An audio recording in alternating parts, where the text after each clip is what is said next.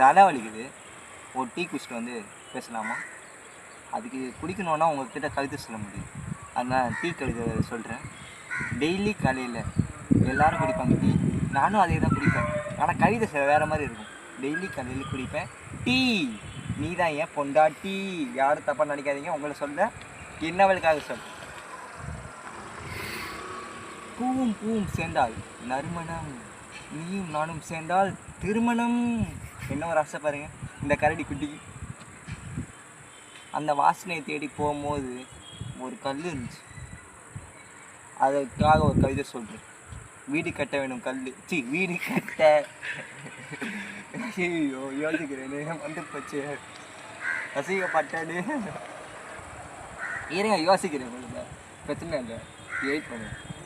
யாரும் கட் பண்ணிட்டு போயிடக்கூடாது, வெயிட் பண்ணுங்க. வீடு கட்ட வேணும் கல், நீ ஏன் உடச்ச ஏன் பல்லு. அதுக்கப்புறம் வீட்டுக்கு போகிறேன், உங்களுக்கு சொல்லி எனக்கு ரொம்ப களைப்பாக இருக்கு, நான் வீட்டுக்கு போகிறேன்.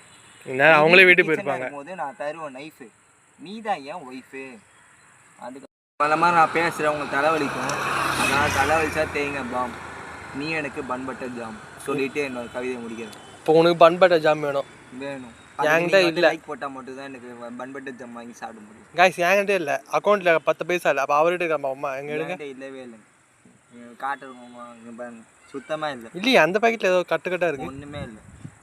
பாக்கெட் எடுக்கணும்னா கேவலமாக இருக்கும், நான் எடுக்க மாட்டேன். நான் அதுக்கு போய் சொல்ல மாட்டேன் உங்ககிட்ட. அதெல்லாம் கொஞ்சம் லைக் போடுங்க, கமெண்ட் பண்ணுங்கள், நல்லா இல்லாட்டி பரவாயில்ல கமெண்ட் பண்ணுங்கள், அப்போ தான் எனக்கு காசு வரும். சப்ஸ்கிரைபாக பண்ணுங்கள். சரி அது சப்ஸ்கிரைப் வேணும் ஒன்றும் தெரியல, அதை நீங்கள் பண்ணுங்கள்.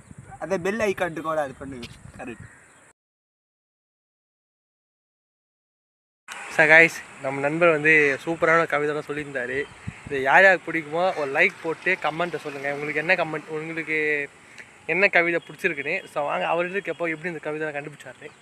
ஸோ நீங்கள் சொல்லுங்கள் எப்படி அந்த கவிதை கண்டுபிடிச்சிருங்க. எனக்கு கேட்குற எனக்கே நல்லா இது. அப்போ அவங்களுக்கு எப்படி படிக்கிற வயசில் படிக்காமல் காதல் பண்ணி பாருங்க, முக்கியமாக கவிதை வரும். அவ்வளோதான் என் கருத்து.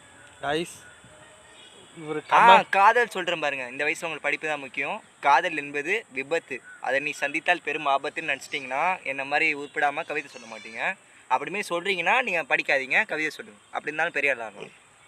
நன்றி, வணக்கம். கைஸ் இவர் சொன்ன மாதிரி கவிதை பிடிச்சிருந்துச்சுன்னா லைக் பண்ணுங்கள், இந்த வீடியோ ஷேர் பண்ணுங்கள், உங்கள் ஃப்ரெண்ட்ஸு ஃபேமிலி எல்லாருக்குமே ஷேர் பண்ணுங்கள். மறக்காமல் சப்ஸ்கிரைப் பண்ணிட்டு பக்கத்தில் இருக்கிற பெல் ஐக்கானும் கிளிக் பண்ணிக்கோங்க. அப்படி தான் புது புது வீடியோவாக உங்களுக்கு நோட்டிஃபிகேஷனாக வரும். ஸோ ஒன்ஸ் மோர் எல்லாருக்கும் அட்வான்ஸ் ஹாப்பி நியூ இயர். பாய்.